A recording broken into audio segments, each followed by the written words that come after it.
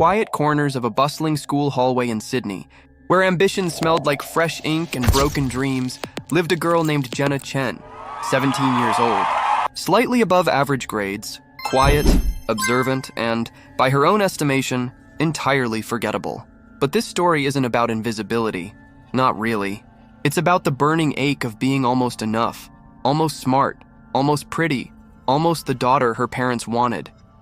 Because you see, Jenna's life had a constant mirror, held not by herself, but by someone whose reflection outshone hers every time. Her cousin, Jessica Chen. Jessica was everything. Harvard-bound, student body president, ballet prodigy, the kind of girl who even managed to look graceful eating a banana.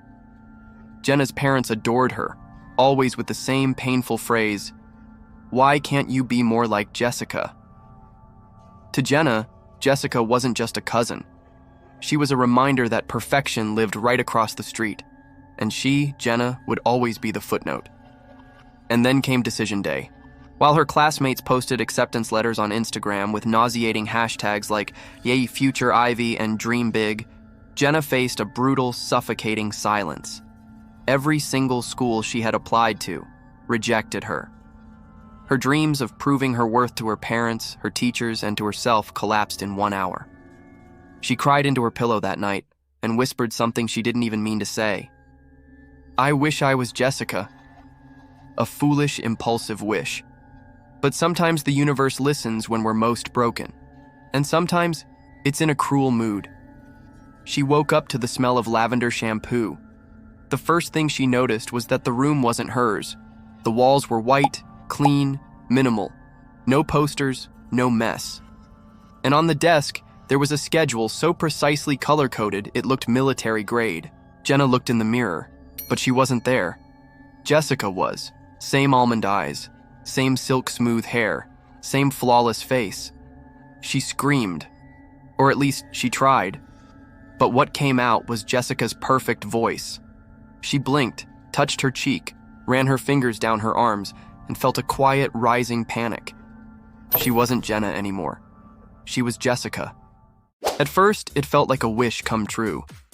She walked through Jessica S. Elite Private School, Havenwood Academy, where students wore uniforms tailored better than her best dress, and teachers greeted her with admiration. She answered questions without being talked over. She raised her hand and people listened. And when she got home, her parents smiled at her, not with disappointment but with pride. It felt like slipping into warm water. But perfection has a price. And the closer she looked, the more she saw the cracks in Jessica's life. Jessica had a journal. Several, in fact. Jenna read them late at night, hunched under a blanket with a flashlight, the way you might read secret spells. What she found wasn't arrogance or vanity, it was fear.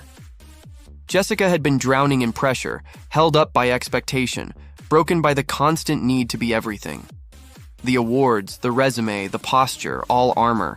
There were notes about panic attacks before exams, blackout nights from exhaustion, even a letter, unsent, where Jessica asked herself, "If I stop being perfect, who am I?" Jenna realized Jessica had been suffocating too, but in silence. And now Jenna was breathing through her lungs, wearing her pain like silk. The strangest part? People began to forget. When Jenna tried to mention herself, Jenna, the real her, to others, they blinked. "Who's Jenna?" Even her parents looked confused. "You mean Jessica, dear." Her name was gone, her history deleted. She hadn't just become Jessica, she had stopped being Jenna. She wasn't just living her cousin's life, she was losing her own. One night, after an awards ceremony where she accepted yet another medal on Jessica's behalf, she sat in her cousin's room and stared at the ceiling. She missed her messy handwriting, her cluttered desk, the sense of trying, even if she didn't always win. She missed Jenna. That's when she understood something profound. Being perfect isn't the same as being happy. And being admired isn't the same as being known. She had wanted to be seen, but not like this. And so, with trembling fingers and a heavy heart, she whispered a new wish. "I don't want to be Jessica anymore. I just want to be me. She woke up to messy sheets, a cracked phone screen, the smell of her mom's cooking. Her room was small again, her desk cluttered. The mirror showed her own face. She was Jenna Chen once more. No applause, no camera flash, just the quiet, peaceful return to her real life. But this time, something was different. She no longer looked at Jessica with envy. She looked at her with compassion. Because now she knew, no one's life is as perfect as it seems. And your worth isn't measured by college acceptance letters or medals or the way others speak your name. It's measured in truth, and she, Jenna Chen, was finally ready to live her truth.